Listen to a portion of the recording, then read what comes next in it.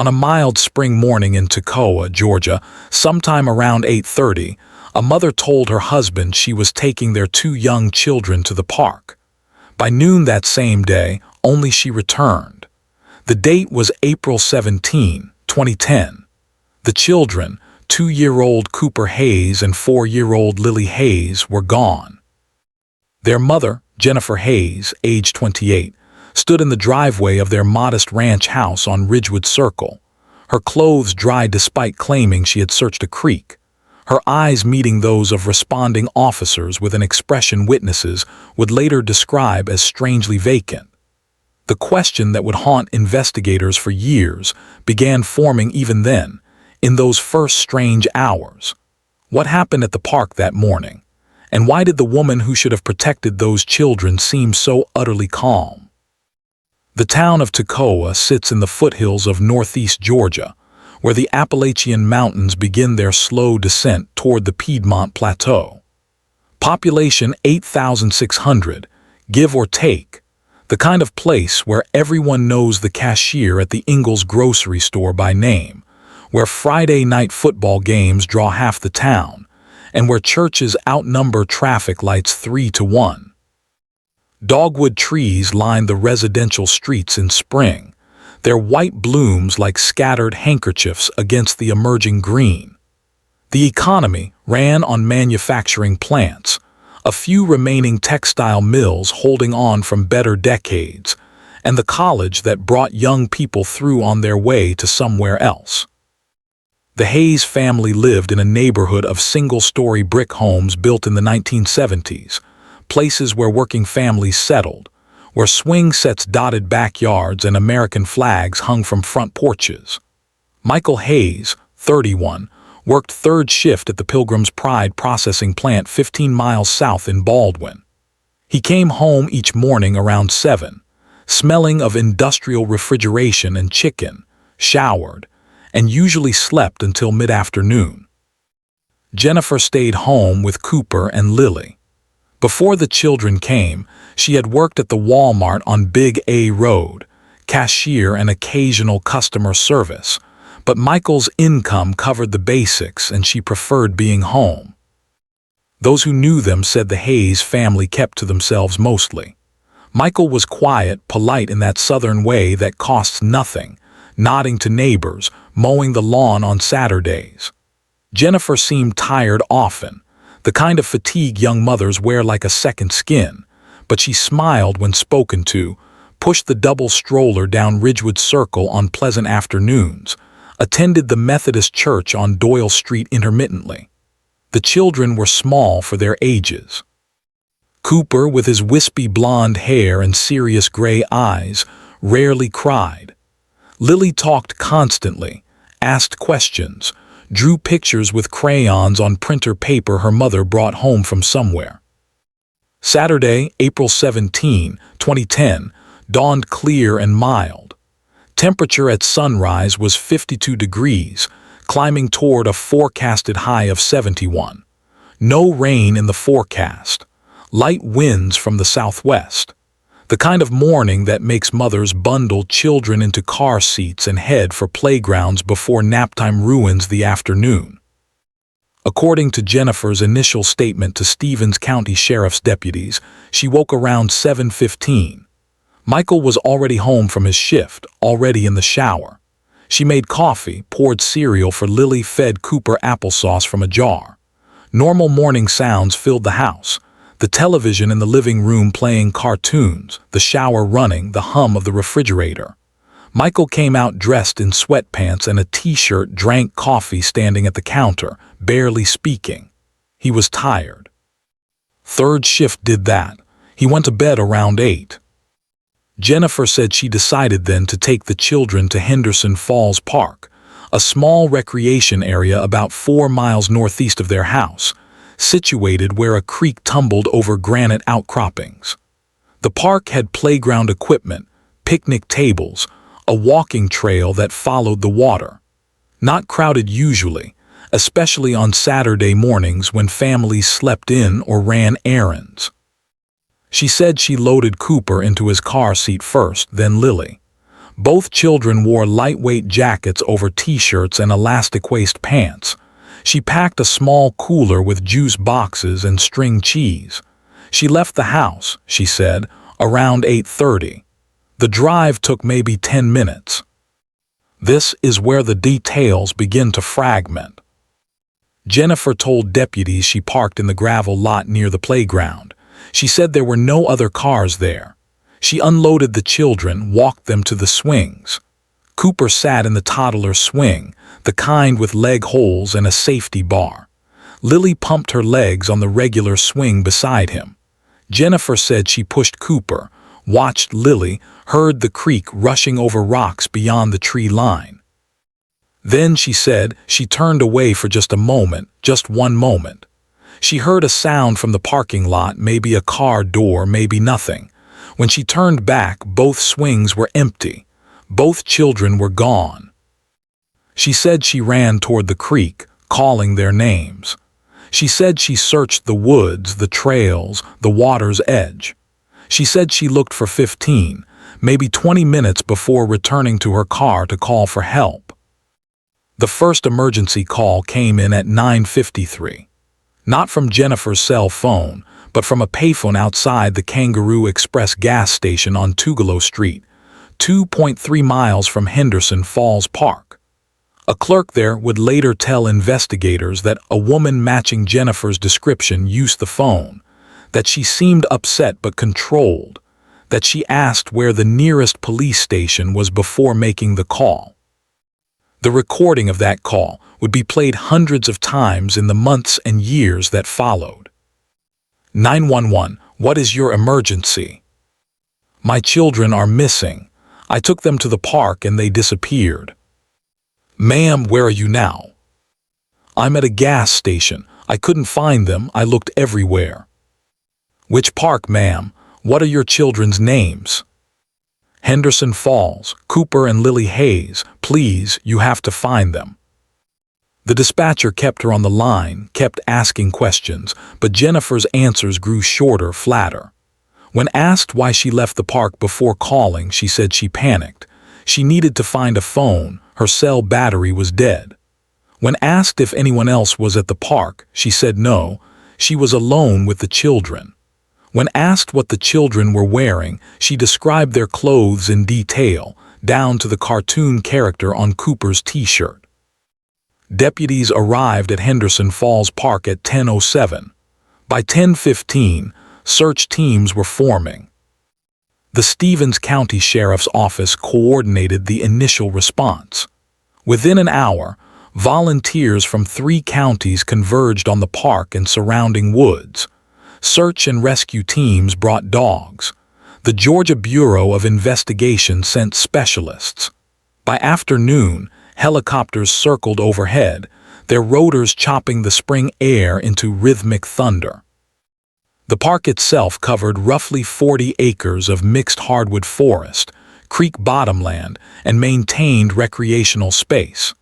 The playground sat in a clearing surrounded by pines and oaks. A single-lane paved road wound through the property. The creek, swollen from recent rains, ran cold and fast over moss-covered rocks. Water depth varied from ankle-deep shallows to pools exceeding 4 feet. Search teams worked in grids. Dogs tracked scents from the swings into the woods, but the trails went nowhere, circled back, ended abruptly. Divers checked the deeper pools. Volunteers walked shoulder to shoulder through underbrush, calling the children's names until their voices went hoarse. By nightfall, portable lights turned the park into a strange twilight world of harsh shadows and desperate hope. Jennifer stayed at the scene initially, speaking with investigators, pointing out where she had parked, where the children had been playing. She was asked to walk through her movements. She complied, her steps measured, her voice steady. Deputies noted this in their reports. One wrote, "Subject appeared composed, no visible tears, cooperative but emotionally flat." Michael arrived around noon, coming straight from home, still wearing the sweatpants he had worn to bed. His face was pale, his hands shaking. He spoke to his wife briefly, then joined the search teams, crashing through brush with the single-minded intensity of panic. Those who saw him that day said he looked like a man whose world had ended. Those who saw Jennifer said she looked like a woman waiting for something. By Sunday morning, the search had expanded to a 10-mile radius. The FBI joined the effort, bringing additional resources and expertise. Press conferences were held. Amber alerts went out statewide. Jennifer and Michael stood before cameras, pleading for anyone with information to come forward. Jennifer read from a prepared statement, her voice catching only once. Michael could barely speak. But behind the public face of the investigation, questions were multiplying. Timeline analysis revealed inconsistencies. Jennifer said she left home at 8:30. Neighbors reported seeing her car in the driveway until at least 8:45. The drive to Henderson Falls Park took 10 minutes, maybe 12. If she arrived around 9, spent time at the playground, then searched for 15 to 20 minutes before leaving, she should have called 911 no later than 9:35. The call came at 9:53. 18 missing minutes. When asked about this discrepancy, Jennifer said she lost track of time, that panic distorted her perception, that she might have searched longer than she thought. Investigators noted the answer. They also noted that her clothes showed no signs of the frantic creekside search she described. No mud on her shoes, no wet cuffs on her pants, no scratches from brambles or debris in her hair. The family's car, a 2004 Honda Accord, was processed by forensic technicians. They found child car seats properly installed. They found juice boxes and string cheese in a small cooler in the trunk. They found no blood, no signs of struggle, nothing obviously wrong. But they did find something interesting. The odometer reading suggested the car had traveled approximately 37 miles since its last fill-up 2 days prior. The round trip from the Hayes house to Henderson Falls Park measured 8 miles. Even accounting for other errands, the mileage seemed high. When investigators asked Jennifer about her driving in the days before the children disappeared, she said she had gone nowhere except the grocery store and back, maybe 10 miles total. The numbers did not match. Physical evidence at the park yielded little. The swings showed no fingerprints beyond smudges too degraded to identify. No witnesses came forward. No surveillance cameras covered the area. The park was remote enough, early enough on a Saturday morning, that Jennifer's claim of being alone there seemed plausible. Yet deputies whispered quietly among themselves about the mother's demeanor, about the inconsistencies, about the feeling that something fundamental did not fit. In missing children cases, parents typically oscillate between hope and despair, between frantic activity and paralyzed grief. Jennifer Hayes seemed to exist in a middle space, neither devastated nor hopeful, simply waiting. On the third day of the search, cadaver dogs alerted near the creek, downstream from the playground. Divers returned to the water. They found nothing. The alert could have been from animal remains, from organic decomposition in the silty bottom, from anything. But the suggestion of death hung over the investigation like smoke. By the end of the first week, the massive search operation began to scale back. Volunteers returned to their lives. Television crews moved on to other stories. The GBI maintained a presence, following leads, conducting interviews, building a profile of the Hayes family. What they found was a portrait of dysfunction carefully hidden behind drawn curtains. Neighbors recalled hearing arguments from the Hayes house, voices raised late at night when Michael should have been at work. A coworker of Michael's mentioned that he had called in sick several times in recent months, unusual for a man who prided himself on perfect attendance.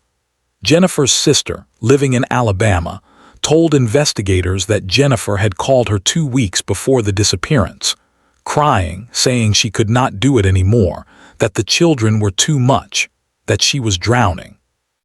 When asked if Jennifer had ever threatened to harm herself or the children, the sister hesitated before saying no, but the hesitation itself spoke volumes. Financial records showed the family was struggling. Credit cards maxed out, mortgage payment 30 days late, utility disconnect notices, the kind of pressure that breaks people in incremental ways day after day until something gives. Child Protective Services had visited the Hayes home 7 months earlier, in September 2009, following an anonymous report of neglect. The investigating caseworker found the house cluttered but not dangerously so, the children adequately fed and clothed, no signs of abuse. The case was closed with recommendations for parenting classes that Jennifer never attended.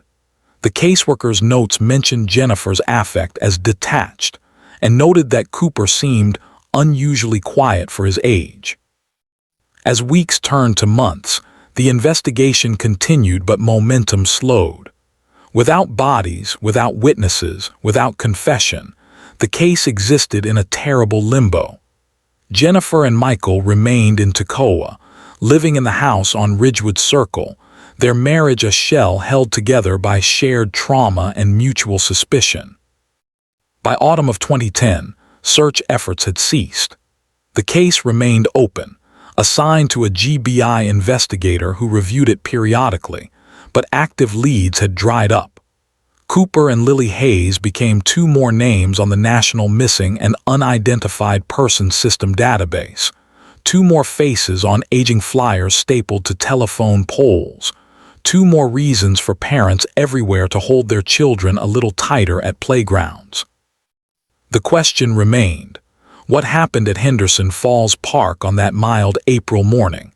And why did the only witness refuse to tell the truth? 18 months after the children vanished, in October 2011, Jennifer and Michael Hayes separated.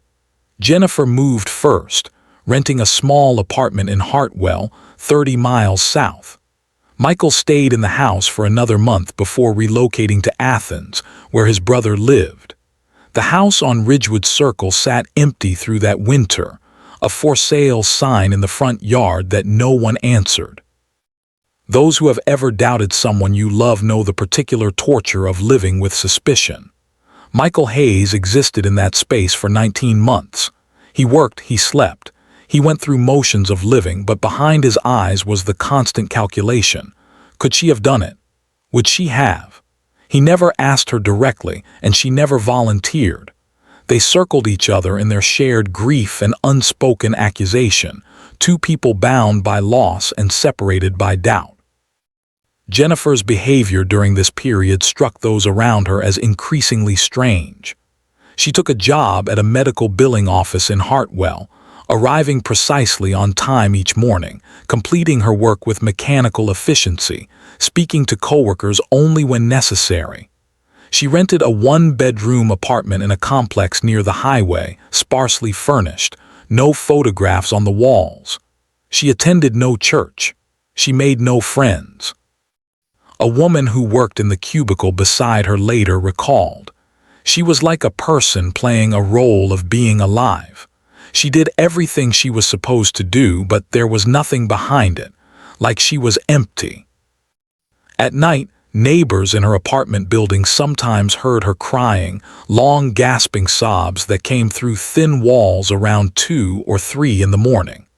In daylight, she showed no sign of tears. Michael, meanwhile, spiraled differently. He drank more than he should. He lost the job at Pilgrim's Pride after showing up late repeatedly, smelling of whiskey. His brother tried to help, but Michael pushed away every offered hand. He spoke obsessively about the case to anyone who would listen, returning again and again to the inconsistencies, the timeline problems, the missing miles on the odometer. He told his brother once, late at night after too many beers, "She knows where they are. I see it in her eyes. She knows and she won't tell me." But without evidence, suspicion remained just that. The GBI investigator assigned to the case, a veteran named Thomas Pritchard, reviewed the file quarterly. He interviewed Jennifer twice more during this period, asking the same questions in different ways, watching for slips in her story. Her answers never changed. She had taken the children to the park. She had turned away for one moment. They were gone. She had searched. She had called for help. That was all she knew. Pritchard noted in his reports that Jennifer never asked about the investigation's progress, never demanded updates, never pressed for new search efforts. Most parents of missing children became consumed by the search, calling investigators daily, organizing their own efforts, refusing to accept that leads had dried up. Jennifer Hayes simply waited, passive and silent. In February 2012, Lily Hayes would have turned 6 years old. Michael drove to Toccoa that day, stood in the empty lot at Henderson Falls Park in cold rain, and screamed his daughter's name into the winter woods.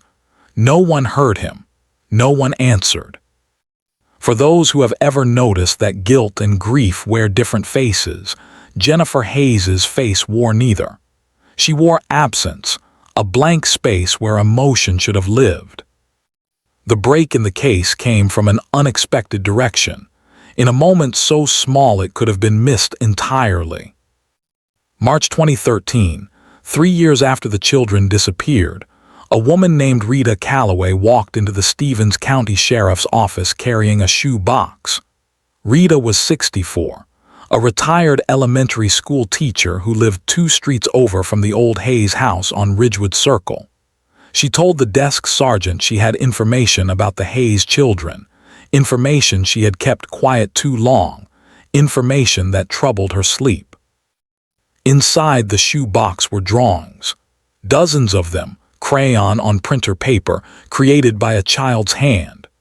Rita explained that in the months before the disappearance, Lily Hayes had come to her house several times, appearing at the back door asking to play with Rita's grandchildren who sometimes visited. Rita had given Lily paper and crayons, let her draw at the kitchen table while Rita baked or did dishes. "I didn't think much of it at the time," Rita told investigators. "She was a sweet child, very quiet, very focused when she drew. But after they disappeared, I found these in a drawer and I couldn't stop looking at them." The drawings showed typical childhood subjects: houses, flowers, stick figure families. But several of them showed something else. In 4 separate drawings, Lily had drawn a car. In each one, the car was blue like the Hayes family Honda. In each one, there were 2 small figures inside the car. And in each one, the car appeared to be surrounded by water, with wavy blue lines covering the windows, rising above the roof. One drawing in particular stopped investigators cold. It showed the blue car in profile, clearly sinking, with 2 stick figures visible through the window, their arms raised. At the top of the page, in Lily's careful 4-year-old printing, were the words, "Mama said hush." Detective Pritchard, now working the case full-time again, began pulling every thread. He obtained warrants for the Hayes' financial records, cell phone records, and Jennifer's employment history. He re-interviewed neighbors. He examined the car, which had been sold after the separation and was now owned by a family in Gainesville. Cell phone records from April 17, 2010, told a story Jennifer had never shared. Her phone had not died that morning. Tower pings placed her phone traveling northeast from Toccoa, past Henderson Falls Park, continuing another 12 miles to Lake Hartwell, a massive reservoir on the Georgia-South Carolina border. The phone remained in that area for 47 minutes before returning toward Toccoa. The timeline matched the missing miles on the odometer perfectly. Lake Hartwell covered 56,000 acres of water with over 900 miles of shoreline. It was deep, cold, and in April 2010 it had been high from spring rains. There were dozens of boat ramps, hundreds of quiet coves, endless places where a car could enter the water. Pritchard assembled a team. Using the cell tower data, they identified the most likely area Jennifer's phone had been, a section of shoreline near Turnip Town Creek on the southern end of the lake. In May 2013, dive teams began searching the underwater terrain. On May 23, 2013, in 17 feet of murky water 30 yards from a public boat ramp, divers located a submerged vehicle. The license plate was missing, but the VIN number matched a 2004 Honda Accord previously owned by Michael and Jennifer Hayes. Inside the car, still strapped into their car seats, were the skeletal remains of 2 small children. The Georgia Bureau of Investigation issued an arrest warrant for Jennifer Lynn Hayes on 2 counts of malice murder, 2 counts of felony murder, 2 counts of cruelty to children in the first degree, and concealing the death of another. On May 24, 2013, at 7:20 in the morning, investigators arrested Jennifer Hayes at her apartment in Hartwell. She was leaving for work, dressed in business casual clothes, carrying a lunch bag and a purse. When officers identified themselves and informed her of the charges, witnesses said she simply nodded, set down her bags, and extended her wrists for handcuffs without speaking a single word. She never asked what they had found. She never asked about her children. She simply stood silent and still while her rights were read. The arrest made national news. Cable television programs analyzed the case, compared it to other instances of maternal filicide, debated the psychology of parents who kill. Toccoa found itself under media scrutiny, satellite trucks parked outside the courthouse, reporters interviewing anyone who had known the Hayes family. Public opinion split sharply. Some people, particularly those who had participated in the original search, expressed rage at the deception, at the resources wasted, at the 3 years of lies. Others expressed a kind of horrified sympathy, wondering what desperation could drive a mother to such an act. A few people insisted Jennifer must be innocent, that the evidence was circumstantial, that some other explanation existed. Michael Hayes gave one interview to a local television station.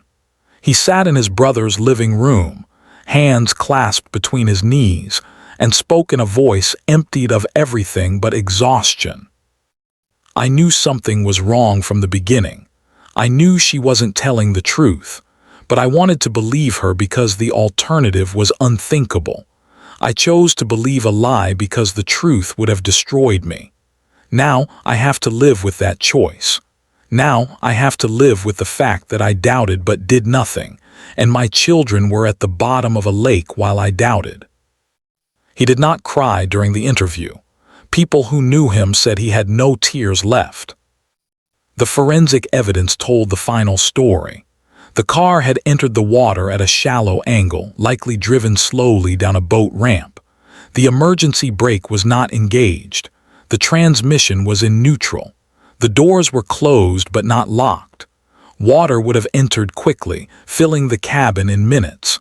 The children, strapped into car seats they could not escape, would have drowned within 5 to 7 minutes. The medical examiner found no signs of prior trauma on the skeletal remains. DNA testing confirmed the identities. Cooper William Hayes, age 2 years and 7 months at time of death. Lily Ann Hayes, age 4 years and 9 months at time of death. Jennifer Hayes entered a not guilty plea at her arraignment.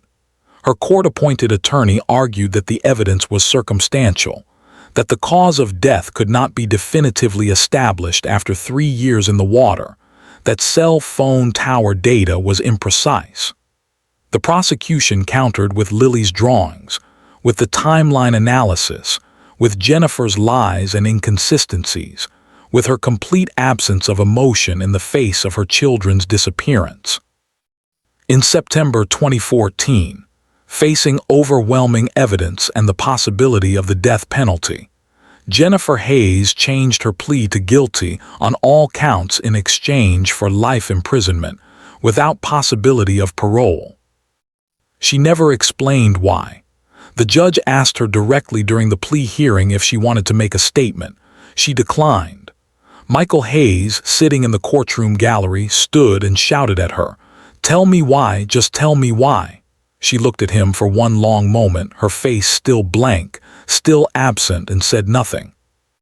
The judge sentenced her to 2 consecutive life sentences plus 30 years. She was remanded immediately to Pulaski State Prison, where she remains today.